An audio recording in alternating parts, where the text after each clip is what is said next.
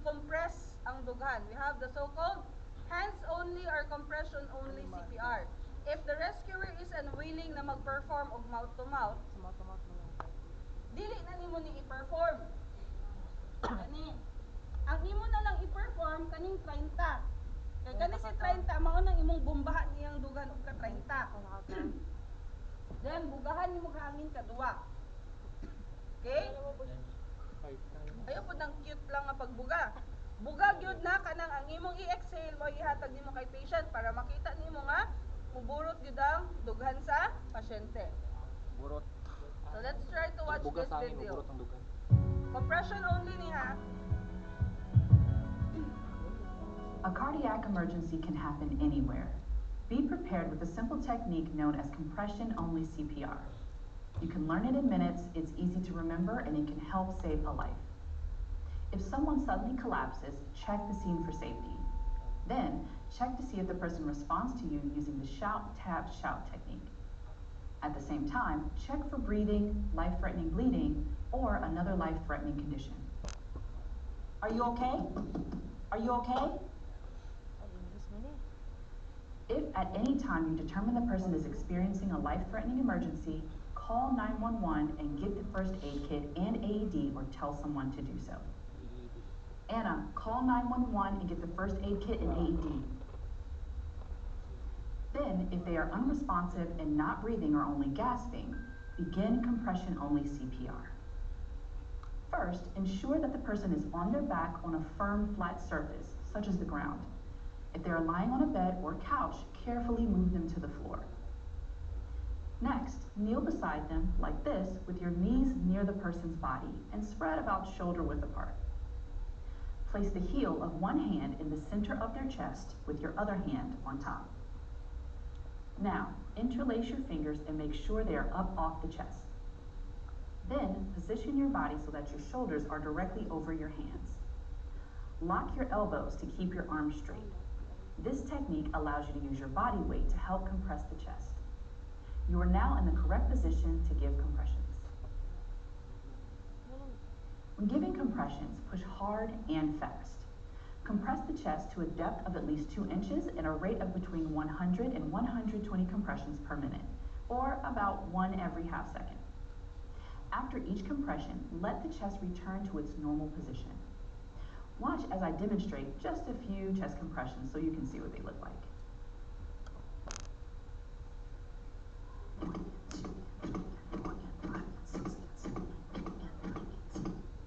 Finally, keep going.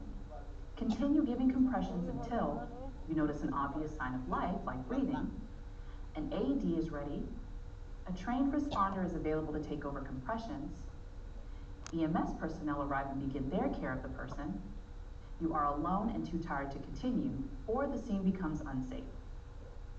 If you would like to learn how to give full CPR and use an AED, you can take an American Red Cross CPR AED course. Check out redcross.org for more information. Okay. So sabi dito, when giving CPR, dapat high quality siya. Correct ang kalalumon, dapat at least 2 inches. Pangutana dayon dire, ma'am, dili ba na mabalik? Remember, ang area nga kung asa mo mag-compress is kaning bukog nato diri sa dughan, or what we call the sternum. Dali sa ano? Kaning sentro. Sa sentro gid ay. Kaning sentro. Linya sa nipple dira sa tunga, magduot. Using your heel, ang tikod, dili ang palad. Mabali na siya kay tungod ang position sa imong kamot dili na sentro. So may tendency mabali. Kung dili proper ang imuhang pagplastar sa imong kamot. Ang kalalumon, that's normal. Usaha gani madto pa mi makakita mi naga-wave ang tiyan, pero still continuous. Meron akong isa pero wala na, dead on the spot na yon. Pero still CPR na mo hangtod hospital. Maintain compression rate of 100 to 120 mo na makadungog mo sa kanta nga Stayin' Alive, Baby Shark, na sila bago karon na Fearless, naapay isa gina-introduce nila si Kalma. Kalma 1, 2, 3, wala na siya. Or another one is you allow the full chest recoil. Dapat pagduot, mubalik sa normal position ang dughan bago ka muduot balik. And then you minimize interruption. Dili na to pa disturb ang ato ang compression pag nagahatag ta. So let's watch this another video. Nganong kinahanglan nato mag CPR.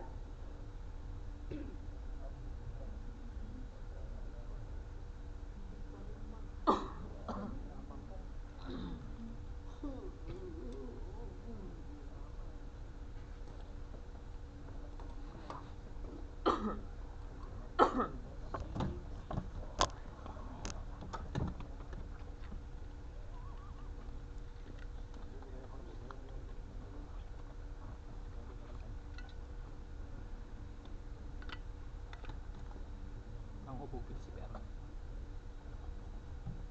Ang hubog ba pwede ba CPR?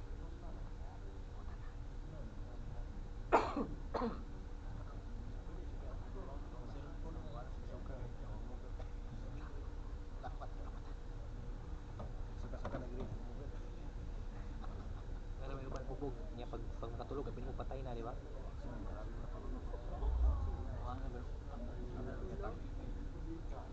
Bahay blood ko. Bahay blood ko. Bahay blood ko. Tuon ka ana, tudloan mo ang kuan. Bahay blood. Hadlok kay ko nung rapot ba ako buti. Prone sa cardiac arrest. Rapot po ako Pwede ba first aid ang sarili kung cardiac arrest?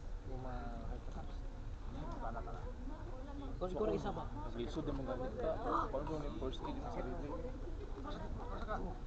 Iduot niyo yung sarili sa